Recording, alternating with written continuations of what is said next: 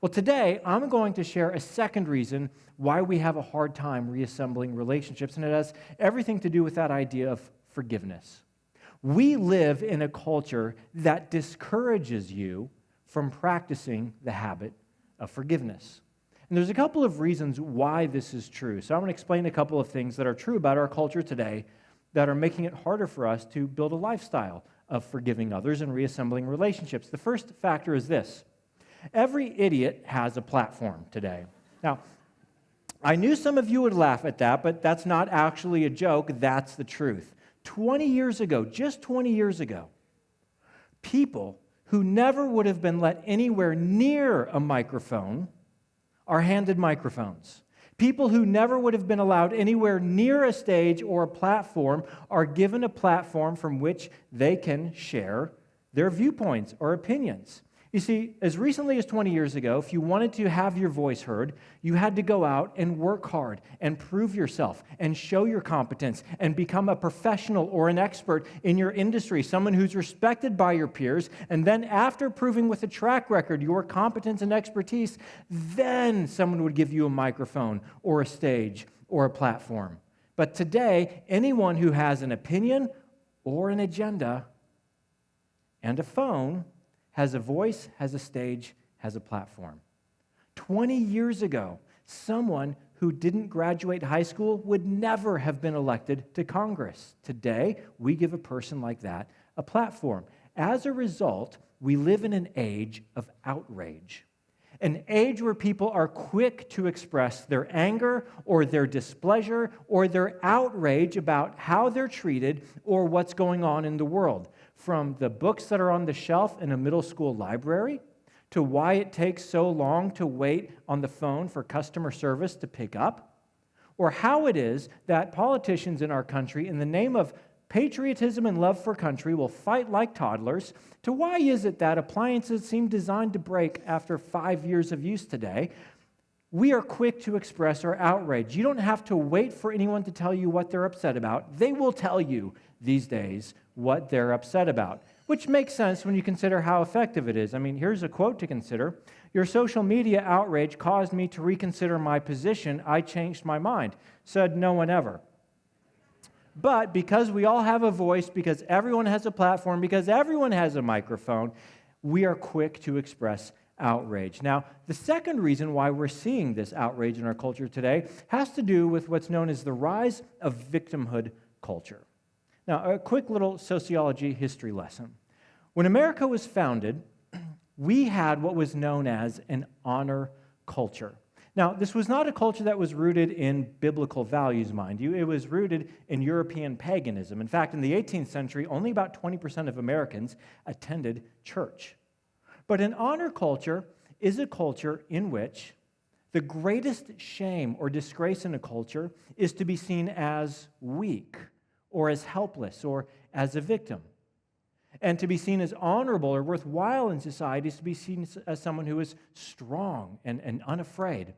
As a result, if we lived in an honor culture today, if someone insulted you, if someone offended you, if someone harmed you or treated you unfairly, you would not ask to see the manager, Karen. Instead, what you would do is you would directly and possibly aggressively or forcefully deal directly with the person who insulted you or treated you unjustly. It wouldn't even occur to you to complain on social media. It would not occur to you to complain to your friends or to your coworkers. You would go deal with the problem directly. This is why, at its founding, America had duels, even among politicians. See Aaron Burr and Alexander Hamilton.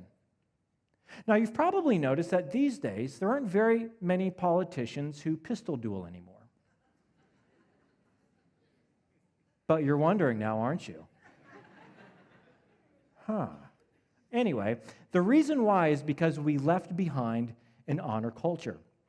And we moved into what sociologists call a dignity culture. Now, if you are over the age of 35, this is the culture you grew up in. You grew up in a dignity culture. And to explain the difference, I want to read something that was written by Bradley Campbell and Jason Manning, authors of the book, The Rise of Victimhood Culture. Here's the difference. People from dignity cultures are less touchy. It is even commendable to have thick skin that allows one to shrug off slights and insults. So in a dignity culture, you're told, suck it up. Keep a stiff upper lip. Just deal with it. See, if someone insults you or treats you unjustly, that's because they're beneath you. They're lower than you. Don't stoop to their level. Those are things that you hear in a dignity culture. Now, if an offense is egregious enough in a dignity culture, you can appeal to the appropriate third party, like the police or to HR. But for most things, be tough, have a thick skin, suck it up. Now, the problem or the weakness in a dignity culture is that persons who are not seen to hold dignity do not have a voice to express the injustice. In fact, in our own dignity culture in America, women were not allowed to vote until 1920. They weren't given a voice. Black citizens in our country were not given full access to the voting booth across our country until the Civil Rights Movement in 1965. So as a result, the weakness of a dignity culture is if someone doesn't have as much dignity in the eyes of the culture, they can remain as victims, and perpetrators are never brought to justice. So in the early 2000s, we started to see movements in America trying to address this inadequacy of dignity culture. One example among very many was in 2006 with the hashtag #MeToo movement, a movement to give a voice to women who were victims of sexual harassment and sexual abuse in the workplace. Well, what these cascading movements were part of was a bigger cultural shift that began in the early 2000s toward what some have called or referred to as a victimhood culture. And it takes elements from both an honor culture and from a dignity culture, but it brings them together in a new way. Again, from Manning and Campbell. Victimhood cultures combine the sensitivity to slight that we see in honor cultures. So in an honor culture, if someone offends you, you take off your glove and slap them like Bugs Bunny, all right? So that's that. Today, we are very offended easily. We're sensitive to a slight with the willingness to appeal to authorities and other third parties. So we're quick to bring in third parties to be the referee when we feel slighted. That we see in dignity cultures, and victimhood culture differs from both honor and dignity cultures in highlighting rather than downplaying the complainant's victimhood. In other words, our culture is one that takes and finds status in being a victim. It takes and finds status in coming to the aid of victims. Cultural importance and a sense of identity is measured by how unfairly you've been treated. Now, when you have a culture like this, all kinds of things happen. One example is that we've all heard of examples in recent years of people fabricating stories so that they look like victims of crimes that never actually happened in order to gain more social standing. That's what happens in a victimhood culture. Well, among other things, is that a victimhood culture has trouble's not the right word, an incompatibility with the practice of forgiveness. Because you see, if you forgive someone who hurts you, how can you be grieved by it?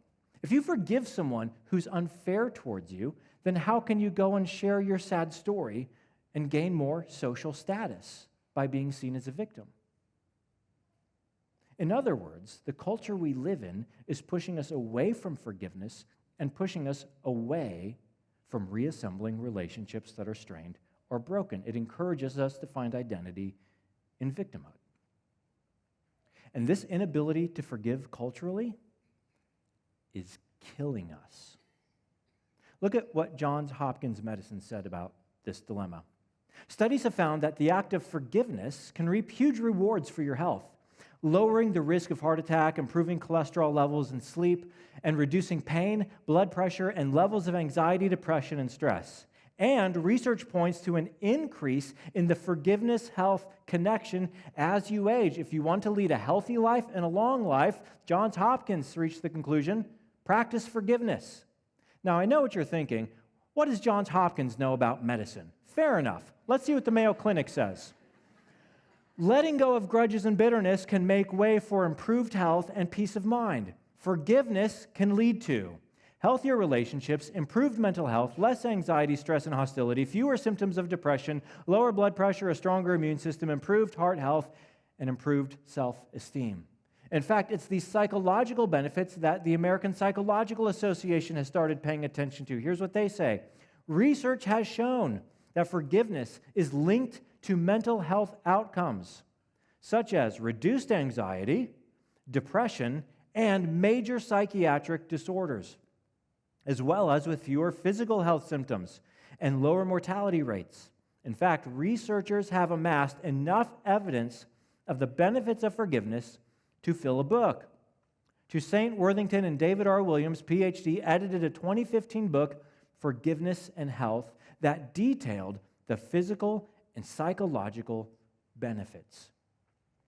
Now, if we're paying attention to the impact of forgiveness on our health and well-being, physically and psychologically, we might reach a conclusion like Dr. Vanderweel of the National Library of Medicine reached. He said, if forgiveness is strongly related to health, and being wronged is a common experience, then one might make the case that forgiveness is a public health issue.